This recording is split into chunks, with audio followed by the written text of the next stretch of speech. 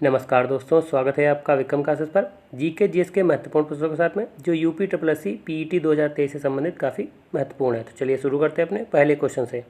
एक वर्ष के अंतर्गत स्वराज की प्राप्ति किस आंदोलन का लक्ष्य था? सही आंसर है ए, असहयोग आंदोलन।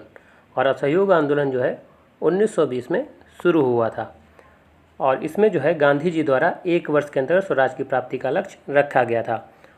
और 1 अगस्त 1920 को ही बाल गंगाधर तिलक जी की मृत्यु हो गई थी और उन्हीं की याद में जो है तिलक फंड बनाया गया था।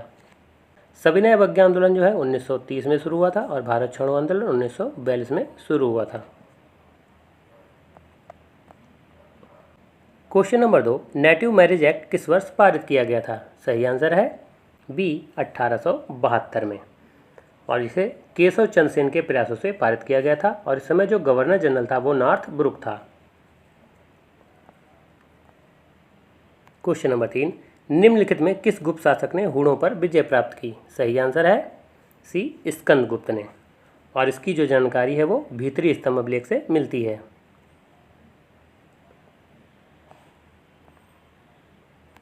क्वेश्चन नंबर 4, बौद्ध संघ में भिक्षुणी के रूप में स्त्रियों के प्रवेश की अनुमति बुद्ध द्वारा कहाँ दी गई थी? सही आंसर है बी, वैशाली में। और जो पहली बौद्ध भिक्षुणी बनी थी बुद्ध की माँ गौतमी प्रजापति बनी थी। क्वेश्चन नंबर 5, सम्राट हर्षवर्धन ने 2 महान धार्मिक सम्मेलनों का आयोजन कहाँ किया था?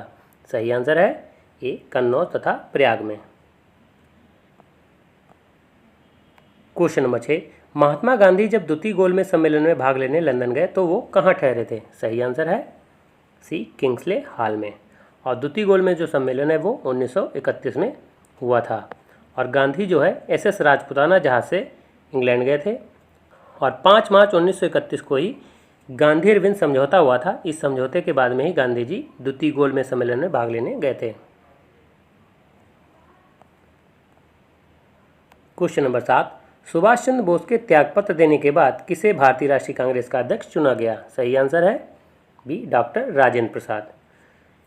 चूंकि त्रिपुरी अधिवेशन में पट्टाभ सीतारामैया और सुभाष चंद्र बोस दोनों लोग जो है कांग्रेस अध्यक्ष पद के लिए लड़े, जिसमें पट्टाभ सीतारामैया हार गए और सुभाष चंद्र बोस की जीत हुई। चूँकि पट्टाभ सीतारामैया गांधी जी के समर्थक थे तो इसीलिए जो है सुभाष चंद्र बोस जी ने त्यागपत्र दे दिया और उसके बाद डॉक्टर राजेंद्र प्रसाद को कांग्रेस का अध्यक्ष बनाया गया। जबकि सबसे ज़्यादा समय तक और सबसे कम उम्र में जो कांग्रेस के अध्यक्ष बने थे वो अबुल कलाम आज़ाद बने थे। क्वेश्चन नंबर 8, निम्नलिखित में से कौन देशबंधु के नाम से प्रसिद्ध है? सही आंसर है ए, चित्तरंजन दास।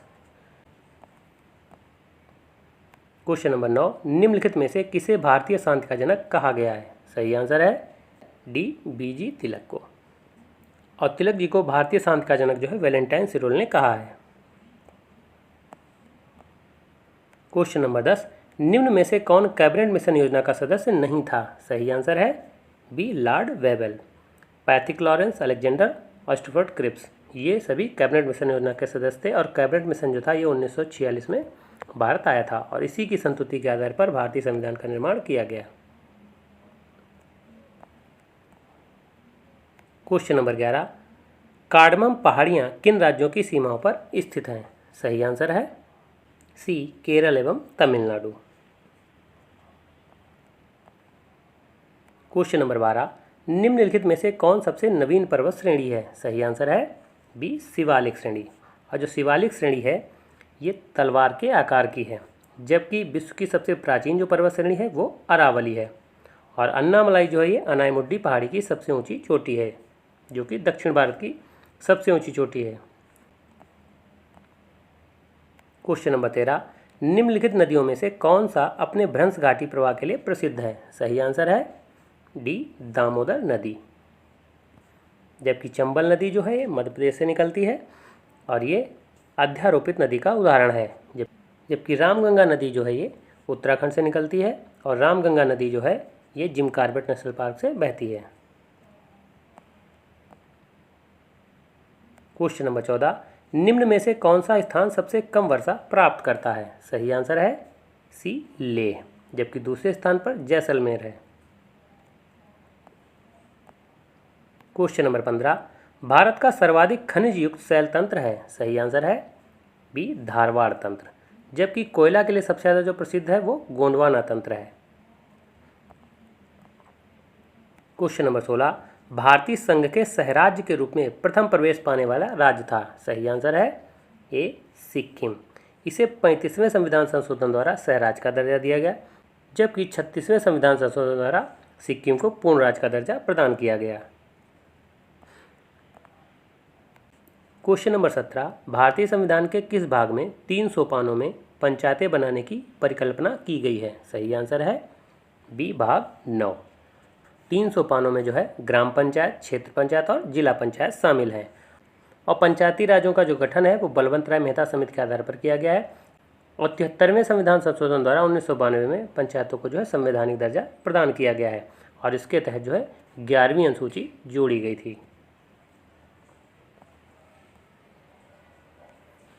क्वेश्चन नंबर 18, निम्नलिखित में से कौन भारत को धर्मनिरपेक्ष राज्य वर्णित करता है। सही आंसर है सी संविधान की प्रस्तावना।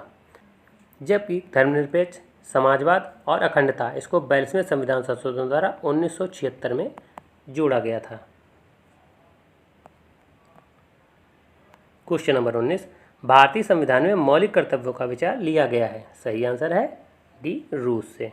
और मौलिक कर्तव्य जो है 42वें संविधान संशोधन द्वारा जोड़े गए थे स्वर्ण सिंह समिति की अनुशंसा के आधार पर। जब ये जोड़े गए थे तब इनकी संख्या 10 थी और वर्तमान में 11 है। 11वां जो नंबर जोड़ा गया वो 6 से 14 वर्ष के बच्चों को निःशुल्क शिक्षा का अधिकार के रूप में जोड़ा गया है। क्वेश्चन नंबर 20, मौलिक अधिकारों का संरक्षक है। सही आंसर है बी सर्वोच्च न्यायालय। और सर्वोच्च न्यायालय जो है अनुच्छेद 32 के तहत मौलिक अधिकारों की रक्षा करता है। क्वेश्चन नंबर 21, भारतीय रिजर्व बैंक के गवर्नर का कार्यकाल कितने वर्ष होता है। सही आंसर है बी 3 वर्ष। और वर्तमान में शक्तिकांत दास जो है रिजर्व बैंक के गवर्नर हैं। और रिजर्व बैंक के गवर्नर की जो नियुक्ति होती है वो केंद्र सरकार के द्वारा की जाती है। और रिजर्व बैंक की जो स्थापना हुई थी वो 1935 में हुई थी और इसका जो राष्ट्रीयकरण किया गया था वो 1 जनवरी 1949 को किया गया था। और इसका जो मुख्यालय है वो मुंबई में है। क्वेश्चन नंबर 22, भारतीय रुपए को चालू खाते में पूर्ण परिवर्तनीय बनाया गया था। सही आंसर है सी 1994 में।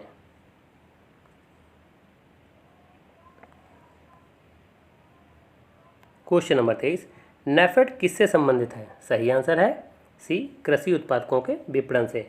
और नेफेड की जो स्थापना है वो 1958 में की गई थी और इसका जो फुल फॉर्म होता है national agriculture cooperative marketing federation of India है।